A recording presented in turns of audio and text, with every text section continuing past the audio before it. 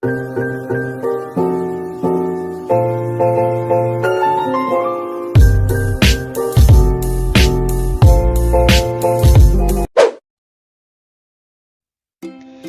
guys, perkenalkan kami dari Universitas Bengkulu, Prodi Teknik Elektro akan menjelaskan tentang kelebihan ideologi Pancasila dan kelemahan liberalisme dan komunisme. Sebelumnya kita akan membahas tentang apa sih ideologi itu. Nah, secara umum dapat kita ketahui bahwa ideologi adalah kumpulan gagasan-gagasan, ide-ide, keyakinan-keyakinan yang menyeluruh dan sistematis yang menyangkut berbagai bidang kehidupan manusia. Ideologi merupakan sesuatu yang dihayati menjadi suatu keyakinan. Berikut ini penjelasan fungsi ideologi menurut Surjanto Puspowarjojo, diikuti dari buku bertajuk Pendidikan Kewarganegaraan, Kecakapan Berbangsa dan Bernegara oleh A.A. Nurdiaman. Yang pertama, fungsi ideologi struktur kognitif, yakni keseluruhan pengetahuan yang dapat merupakan landasan untuk memahami dan menafsirkan dunia dan kejadian-kejadian dalam alam sekitarnya. Yang kedua, fungsi ideologi orientasi dasar, dengan membuka wawasan yang memberikan makna serta menunjukkan tujuan dalam kehidupan manusia.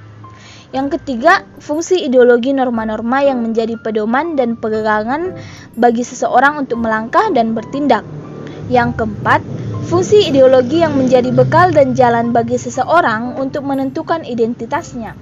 Yang kelima, fungsi ideologi sebagai kekuatan yang mampu menyemangati dan mendorong seseorang untuk menjalankan kegiatan dan mencapai tujuan. Dan yang terakhir, fungsi ideologi sebagai pegangan pendidikan bagi seseorang atau masyarakat untuk memahami, menghayati, serta mempolakan tingkah lakunya sesuai dengan orientasi dan norma-norma yang terkandung di dalamnya. Selanjutnya, kita akan membahas tentang ideologi Pancasila. Pancasila merupakan ideologi yang digunakan bangsa Indonesia untuk mewujudkan cita-cita dan mencapai tujuan bangsa Indonesia. Nama ini terdiri dari dua kata dari Sanskerta. Panca berarti lima dan sila berarti prinsip atau asas. Pancasila merupakan rumusan dan pedoman kehidupan berbangsa dan bernegara bagi seluruh rakyat Indonesia. 5 sendi utama penyusun Pancasila adalah ketuhanan yang Maha Esa, kemanusiaan yang adil dan beradab, persatuan Indonesia, kerakyatan yang dipimpin oleh hikmat kebijaksanaan dalam permusyawaratan atau perwakilan, dan keadilan sosial bagi seluruh rakyat Indonesia. Dan tercantum pada paragraf keempat preambul atau pembukaan Undang-Undang Dasar 1945. Nah, selanjutnya kita akan membahas tentang Pancasila dalam berbagai bidang kehidupan. Yang pertama, Pancasila dalam bidang agama. Pancasila dalam bidang ekonomi. Nah, dalam bidang politik, dalam bidang hukum. Nah, selanjutnya secara umum dapat kita simpulkan bahwa ideologi Pancasila memiliki kelebihan atau keunggulan, yaitu yang pertama, mencakup nilai-nilai positif yang diambil dari berbagai ideologi. Yang kedua, menutup kelemahan dari kedua ideologi yang bertentangan. Yang ketiga, ekonomi yang menyangkut hajat hidup orang banyak dikuasai oleh pemerintah sehingga tidak mengorbankan rakyat. Yang keempat, bersifat fleksibel yang artinya mengikuti perkembangan zaman. Ideologi liberalisme. Liberalisme atau liberal adalah sebuah ideologi, pandangan filsafat, dan tradisi politik yang didasarkan pada pemahaman bahwa kebebasan dan persamaan hak adalah nilai politik yang utama. Secara umum, liberalisme mencita-citakan suatu masyarakat yang bebas, dicirikan oleh kebebasan berpikir bagi para individu. Paham liberalisme menolak adanya pembatasan, khususnya dari pemerintah dan agama. Dalam masyarakat modern, liberalisme akan dapat tumbuh dalam sistem demokrasi. Hal ini dikarenakan keduanya sama-sama mendasarkan kebebasan mayoritas. Ada 3 hal yang mendasar dari ideologi liberalisme, yakni kehidupan, kebebasan, dan hak milik, atau life, liberty, and property. Di bawah ini adalah nilai-nilai pokok yang bersumber dari 3 nilai dasar liberalisme tadi. Kesempatan yang sama, hold the basic equality of all human being, bahwa manusia mempunyai kesempatan yang sama di dalam segala bidang kehidupan, baik politik, sosial, ekonomi, dan kebudayaan. Namun, karena kualitas manusia yang berbeda-beda, sehingga dalam menggunakan persamaan kesempatan itu akan berlainan tergantung kepada kemampuannya masing-masing. Terlepas dari itu semua, hal ini, persamaan kesempatan adalah suatu nilai yang mutlak dari demokrasi.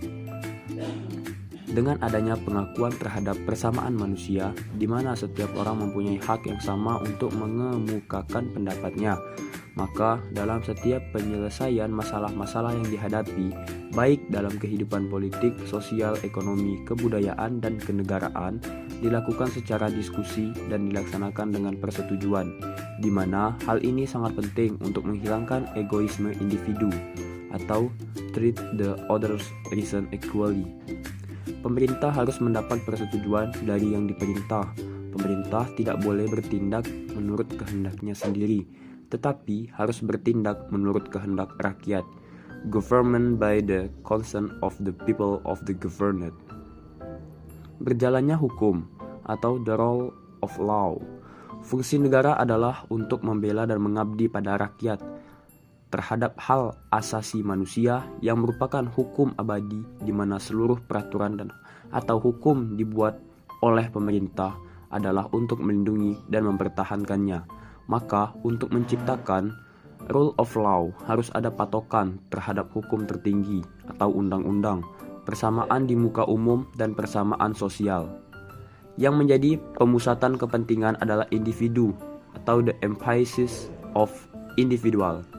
Negara hanyalah alat, the state is instrument.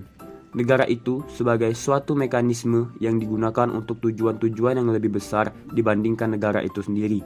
Di dalam ajaran liberal klasik, ditekankan bahwa masyarakat pada dasarnya dianggap dapat memenuhi dirinya sendiri, dan negara hanyalah merupakan suatu langkah saja ketika usaha yang secara sukarela masyarakat telah mengalami kegagalan. Dalam liberalisme, tidak dapat menerima ajaran dogmatisme atau refusi dogmatis.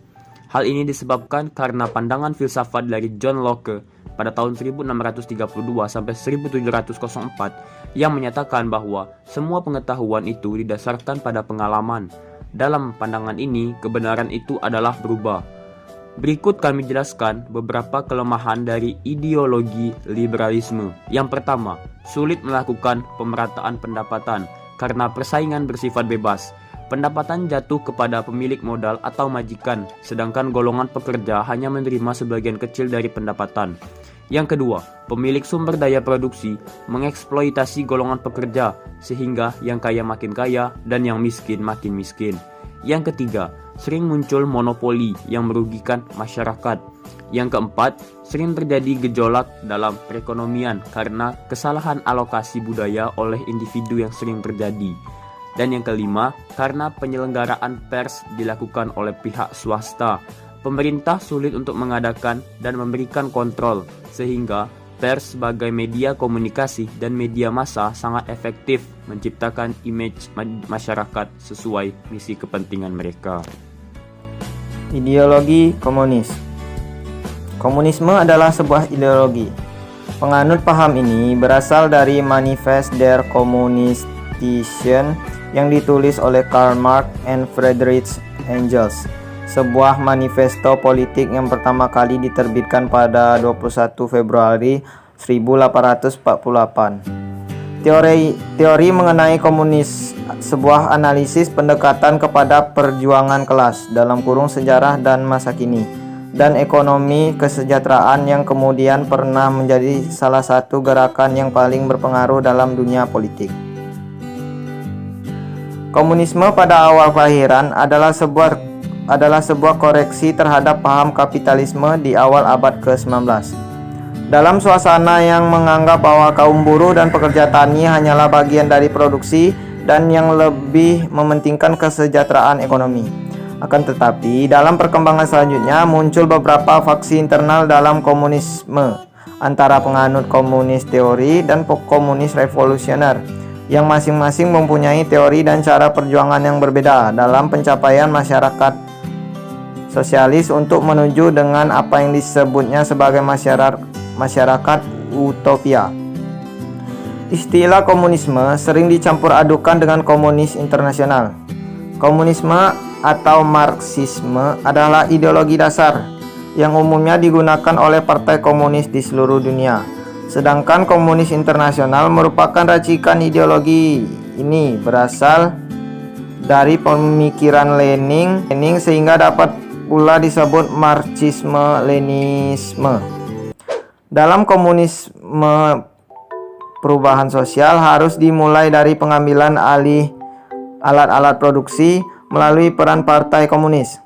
Logika secara ringkasnya, perubahan sosial dimulai dari buruh atau yang lebih dikenal dengan proletar. Namun, perorganisasian buruh hanya dapat berhasil dengan melalui perjuangan partai. Partai membutuhkan peran politbiro sebagai think tank. Dapat diringkas, perubahan sosial hanya bisa berhasil jika dicetuskan oleh politbiro. Komunisme sebagai anti-kapitalisme menggunakan sistem partai komunis sebagai alat pengambil alihan kekuasaan dan sangat menentang kepemilikan akumulasi modal pada individu.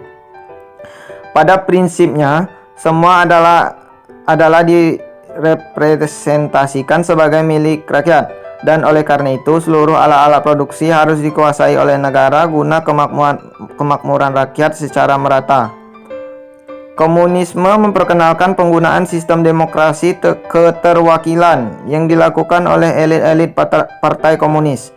Oleh karena itu, sangat membatasi langsung demokrasi pada rakyat yang bukan merupakan anggota partai komunis.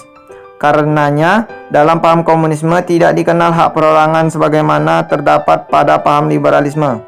Secara umum, komunisme berlandasan pada teori materialisme, dialektika, dan materialisme historis. Oleh karenanya, tidak bersandarkan pada kepercayaan mitos, tahayul, dan agama. Dengan demikian, tidak ada pemberian doktrin pada rakyatnya dan prinsip bahwa agama dianggap candu, yang membuat orang-orang beranggap angan-angan, yang membatasi rakyatnya dari pemikir ideologi lain karena dianggap tidak rasional serta keluar dari hal nyata dalam kurung kebenaran materi. Berikut kelemahan ideologi komunis. Pertama, first dijadikan alat propaganda oleh pemerintah untuk menyebarkan nilai-nilai komunis. Yang kedua, mematikan inisiatif individu untuk maju sebab segala kegiatan diatur oleh pusat. Yang ketiga, sering terjadi monopoli yang merugikan masyarakat. Yang keempat, masyarakat tidak memiliki kebebasan dalam memiliki sumber daya. Baiklah teman-teman semua, itulah penjelasan dari kami kelompok 4 tentang kelebihan ideologi dan kelemahan liberalisme dan komunisme. Apabila ada salah kata, saya dan teman-teman mohon maaf. Saya akhiri. Wassalamualaikum warahmatullahi wabarakatuh.